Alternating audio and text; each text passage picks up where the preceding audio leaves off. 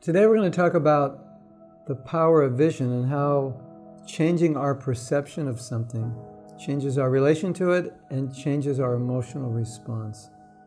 Have you ever noticed if you judge something that you don't know, when you get to know it, it's different, and then when you look at it, your response is different? So when you change the way you look at something, you change your response, your emotional response changes.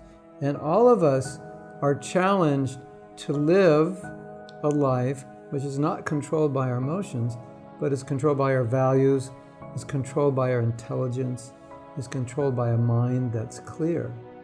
And so often when we're controlled or pulled by our anger, by our envy, by our greed, whatever it is, and we don't like it, we don't want it, it goes against us, we get frustrated. So how do we deal with it? Well, one of the most effective ways to deal with it is just change how you see the situation, because if you change how you see things, your emotional response changes. A lot of times we become angry because we want things to be a certain way, but they can't be. And once we accept that they can't be, or we accept that this is how this person is and they're always going to be this way, we no longer become angry.